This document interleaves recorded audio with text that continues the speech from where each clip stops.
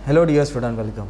तो जो क्वेश्चन पढ़ रहे बहुत इंपॉर्टेंट, राइट। तो बिजनेस कम्युनिकेशन का इंपॉर्टेंस, तो जो भी कंपनी बिजनेस कंडक्ट कर रही है, राइट, अच्छा खासा बिजनेस है, तो बिजनेस कम्युनिकेशन कैसे कंपनी को हेल्प करता है वो अपने को पता नहीं, राइट। और इससे बिजनेस को क्या फ़ायदा होता है, राइट। तो business communication means any communication carried out by in course of doing business, जो बिजनेस कर रहा है और कम्युनिकेट कर रहा है, राइट। तो बिजनेस कम्युनिकेशन क्या करता है, बिजनेस को बढ़ाता है। कैसे बढ़ाता है, ग्लोबल लेवल तक और स्टार्ट कर सकते हैं। सबसे पहले क्या है याद रखने का तुमको, sorry, business communication help corporate branding. Corporate मतलब एक तरफ से मान लो कंपनी का ब्रांड बढ़ता है। कैसे, communication is always been core मतलब important for corporate world from the moment of potential employee a recruitment advertisement to day interaction with manager. तो अभी इतना पढ़ेंगे तो कन्फ्यूज हो जाएंगे, और मैं एकदम शॉर्ट में समझाता हूँ। बिजनेस कम्युनिकेशन से क्या होता है, कंपनी का इमेज बढ़ता है। How, because communication between people and company is main element for good corporate reputation, जिसके through company throughout the world invest million in strategies, बहुत सारा पैसा खर्चा करती है कि कस्टमर से कॉन्टैक्ट मेंटेन करें। क्योंकि कस्टमर से जितना कम्युनिकेशन करेगा, कस्टमर के दिमाग में उतना कंपनी का नाम घूमते रहेगा, ब्रांड बढ़ते रहेगा, और कम्युनिकेशन से एक अच्छा इमेज बढ़ता है। जब कोई किसी से कम्युनिकेट करता है तो उससे क्या होता है, एक रैपो बन जाता है, एक रिश्ता बन जाता है। इस तरह कंपनी अपना कम्युनिकेशन पे अच्छा खासा खर्चा करती है ताकि कंप्लेंट्स सॉल्व करके कस्टमर को सेटिस्फाई कर सके। अभी वाला पॉइंट रुक के करा था, अभी इधर मेन है। देखो, जितना अच्छा हम लोग कम्युनिकेशन करेंगे ना, उतना अपना क्लाइंट बढ़ेगा। क्लाइंट का मतलब होता है कस्टमर बढ़ेगा, और जितने क्लाइंट्स बढ़ेंगे तो क्लाइंट बढ़ने से क्या होगा, बिजनेस ग्रो होएगा अपना। तो वही दिया है, राइट। इधर तो कैसे लिखा है, क्लाइंट कम्युनिकेशन एनी फॉर्म है, और टेलीफोन कॉल कन्वर्सेशन के बन सकता है, राइट, सोशल गैदरिंग के थ्रू। तो communication skill bring about ability to sell a client before he makes a buying decision.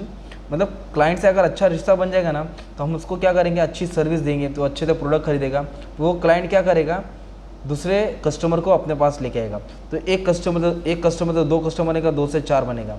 तो इस तरह बिजनेस कम्युनिकेशन क्लाइंट को डेवलप करता है बिजनेस के लिए, राइट। तो कस्टमर क्या हो जाएगा, बढ़ते रहेंगे, तो बिजनेस को फायदा होएगा।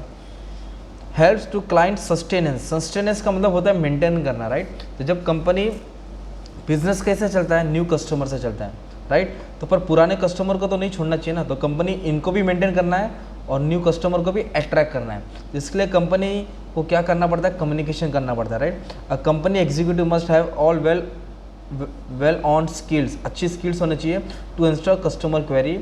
ही must exercise both negotiation skill होना चाहिए और क्लोजर मतलब डील डन करना आना चाहिए। तो customer are the business life line and their concern are vital, उनका ख्याल करना एकदम इंपॉर्टेंट रहता है। इस तरह हमारे जो भी पुराने कस्टमर है उसको मेंटेन करना है और न्यू कस्टमर को अट्रैक्ट करना है। और अच्छी कम्युनिकेशन करेगा तो बिजनेस का सेल्स एनहेंसमेंट होगा। एनहेंसमेंट का मतलब होता है सेल्स बढ़ेगा। बिजनेस कम्युनिकेशन के कारण कंपनी का सेल्स अचीव होएगा, टारगेट अचीव होएगा, तो सेल्स ग्रो होएगा, बिजनेस बढ़ेगा। और it help the information development and dissemination. तो इसका मतलब होता है कि business see a lot of policy changes, you lose both market and credibility. अगर हम लोग बिजनेस में कम्युनिकेशन नहीं करेंगे ना, तो अपना मार्केट से क्या हो जाएगा, अपना नाम धीरे धीरे कम होते रहेगा, राइट। डिसमिनेशन मतलब अलग हो जाएगा। पर business information, business communication help करता है ये सब चीज़ को जीतने के लिए। कैसे, quality manager talent require reading of professional literature specific to their domain and processing both knowledge and presentation, अच्छे से नॉलेज सप्लाई करते हैं। The manager must work on holding a audience, तो ऑडियंस को वो खोना नहीं चाहता है। Captive by their verbal articulation and must be surgically accurate in their drafting ability. अभी जैसे मैं वाला आंसर पढ़ा रहा हूँ, तो मेरा यही काम होना चाहिए कि मैं जो टॉपिक समझाऊँ तुमको समझ में आना चाहिए। अगर नहीं समझ में आएगा तो बच्चा वीडियो स्किप कर देगा। तो इस तरह वो स्पीकर क्या करता है, कंपनी इंफॉर्मेशन अच्छा सप्लाई करता है ताकि उसका क्रेडिबिलिटी भी बढ़े, मतलब इमेज बना रहे। और सबसे मेन पॉइंट क्या है, एनेबल क्राइसिस मैनेजमेंट। जितना अच्छे से हम लोग कम्युनिकेशन करेंगे ना, क्राइसिस मतलब प्रॉब्लम, तो उस प्रॉब्लम में हमारा कम्युनिकेशन काम आएगा। जैसे मैगी के साथ हुआ था, राइट।